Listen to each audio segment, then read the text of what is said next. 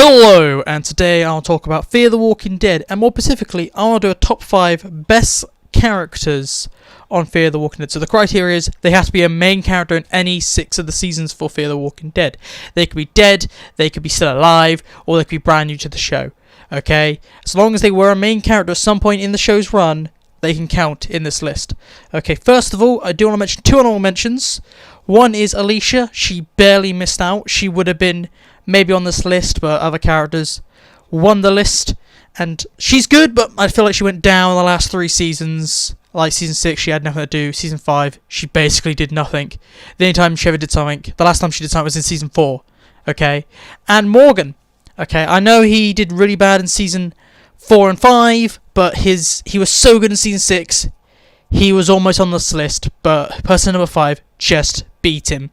Okay, because I originally had him in number 5, then I remembered this guy. I was like, they've been consistently good no matter what, so they kind of beat Morgan off number 5. Okay, so in number 5, I'm going to say Victor Strand. Reason why? He's a very good anti-hero. Like, I don't like what they did to him in season 4 and 5, where they kind of made him just a random hero, but season 6 they fixed him and turned him back into that selfish anti-hero that he was in season 1 to 3. And because he's like that, he's very different to the rest. Everyone else is like, okay, we're good guys, basically. Victor Strand, he's there to save himself.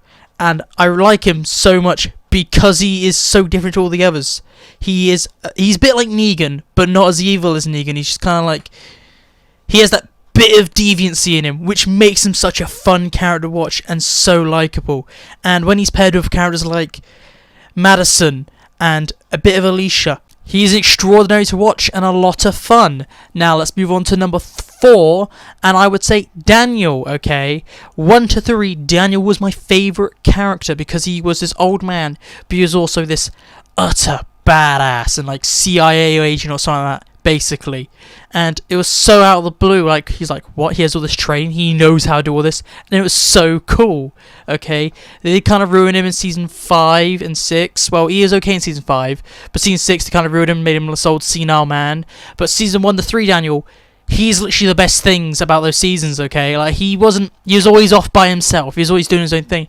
And he just destroys everyone he ever goes to. He just always win a fight. And that's why Daniel was on this list.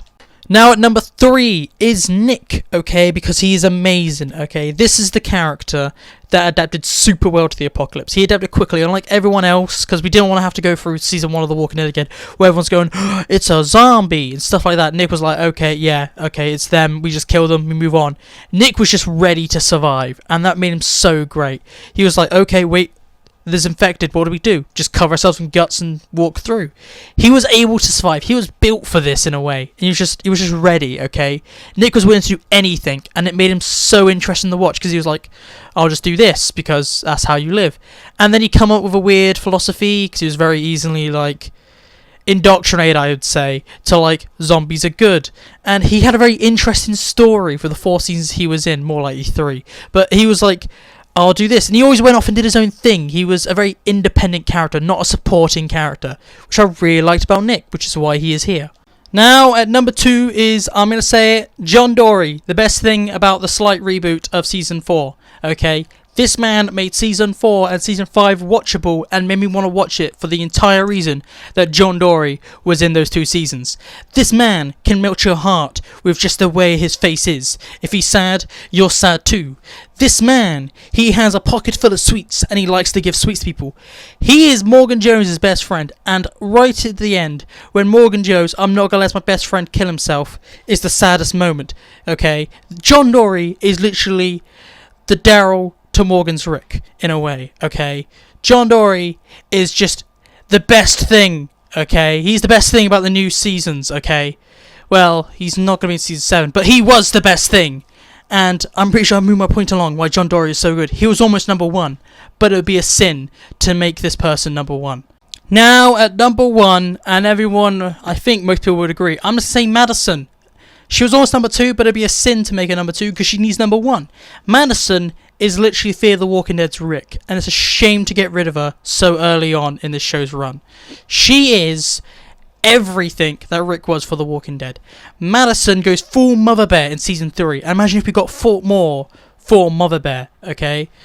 because it'd have been so fun to have her go mad. Like, she was such a good character. She was such a strong, independent woman, and it was so good to watch. She was so fun to watch because she was like, if you fuck with my kids, I will castrate you. She gave off those vibes. That's what made it so fun to watch her just like manipulating her way around people so she could like make sure that her kids are safe.